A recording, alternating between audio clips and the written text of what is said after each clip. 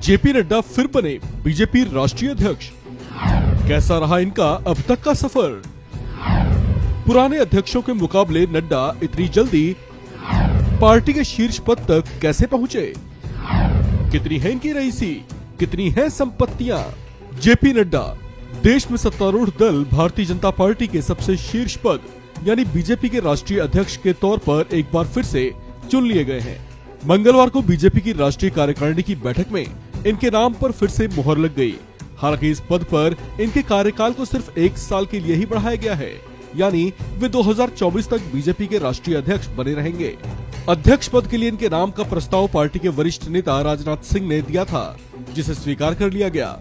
JP Nadda राजनीति में लंबा अनुभव रखते हैं। साल 1960 में पटना में जन्मे जेपी नड्डा ने पटना से ही बीए और एलएलबी की परीक्षा पास की थी।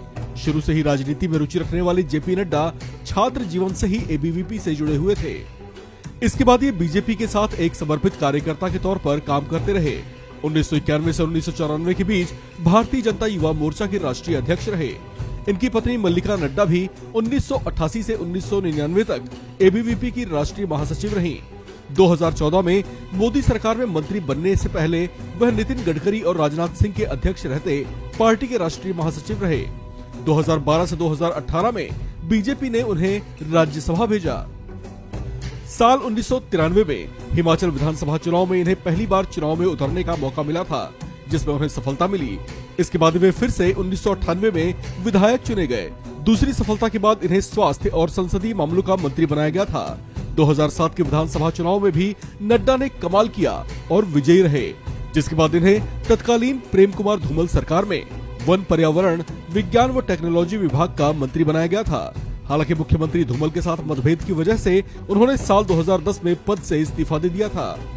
इनके करियर में एक बड़ा मोड़ तब आया जब साल 2014 के लोकसभा चुनाव में जेपी नड्डा ने बीजेपी मुख्यालय से पूरे देश में पार्टी की चुनावी कैंपेनिंग की मॉनिटरिंग की थी।